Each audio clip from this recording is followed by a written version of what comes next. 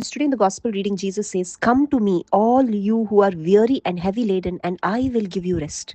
Today, Jesus is inviting every one of us, all of us who are living in this world. He says, "Come to me," irrespective of our religion. He doesn't say, "Come to me, all you Christians," but this invitation is for everyone, irrespective of which religion we belong to. He's saying, "Come to me, all of you who are weary and laden," because in this world, definitely all of us are weary and we have been burdened by the things of this world. We are weighed down by the anxieties of this world, by sin and the consequences of sin. And that is why today people are not with happy faces but with long gloomy faces, because there is no peace within them. They are burdened by the things of this world. But Jesus says, "I will give you rest." If we go to Jesus, Jesus gives us rest in the midst of all our problems, in the midst of all the confusion, the difficult situations that we are in. If we go to Jesus, we will find that divine peace, that divine love, that divine comfort, that divine rest which only comes from Jesus, and no one else in this world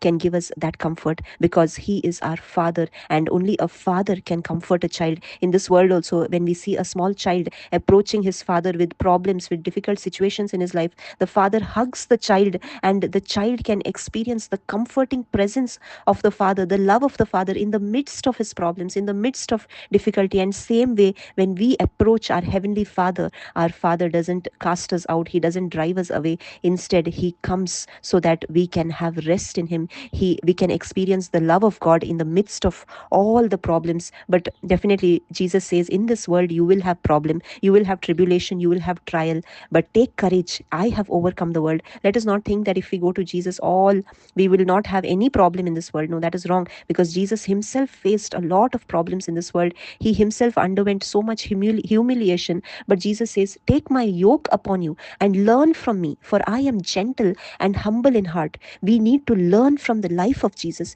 If we look at the life of Jesus, Jesus being the creator of this entire universe, he came to this earth in the form of a human being, in such a humble form. He humbled himself, and we see when people insulted him, he never returned back that insult. When he was tempted, he never sinned. And when he was beaten by all the Roman soldiers, he forgave everyone. He said, "Father, forgive them." And we see the life of Jesus. He lived in humility, he lived in humbleness. And this is the life that we are all called to. And this type of a life is called fullness of life. And Jesus has come to give us also that same life, but we need to learn from Jesus. And looking at the life of Jesus, we need also to follow his footsteps. And how is all this possible? This is possible only by the power of the Holy Spirit. That is why Jesus says, "I will never leave you alone. I have given you the comforter, I have given you the helper, and that is the Holy Spirit. I will not leave you orphaned," he said. Today, let us never think that we are all alone. In this world, we may feel that we are alone and there is no one with us, but that is wrong, because Jesus